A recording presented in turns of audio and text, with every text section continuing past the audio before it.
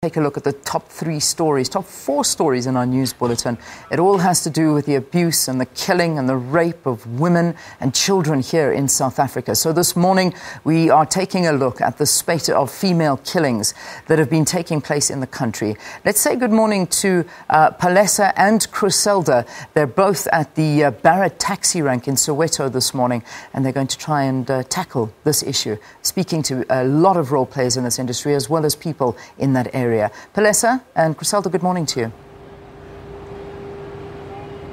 Well, it's a very good morning to you, of course, and a very good morning to our viewers at home. As you rightfully said, this morning we're coming to you live from Barra Taxi Rank. We are in Soweto. Like you said, Leanne, this is quite an important issue. It is an issue of national importance that has to be discussed and talked about. We've had a lot of people talking about it, but now we take it to the ordinary people on the ground as to hear what needs to be done, but also bringing government onto the picture, bringing NGOs into the picture to really have a discussion to find a way forward. Like you said, your 3 top stories this morning was talking about the very same issues. I was listening to the radio, Griselda, this morning when I was driving to work. That is top stories. When you open your newspapers, that is, you know, what's on the news currently. And a lot of people were saying, where is the Minister of Women and Children in the presidency? She's been very quiet. I know that we'll have her later on here on the show, but what are you hearing on the ground? Well, first of all, a very good morning to Palesa, and of course to you at home as well.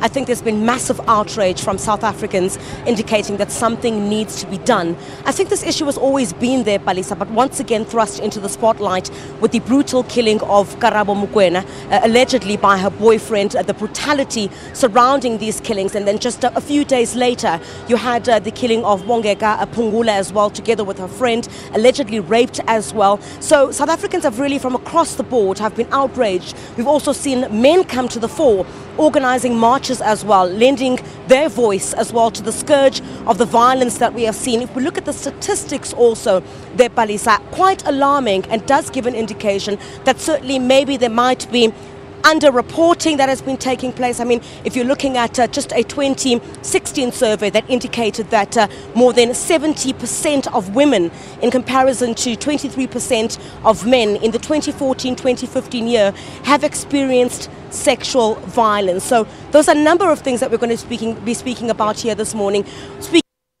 As well. Remember the taxi rape saga as well. We'll speak to commuters, we'll speak to the taxi associations as well. So let's just hand back to the studio for now, and we'll certainly delve a lot more into this issue, Palesa.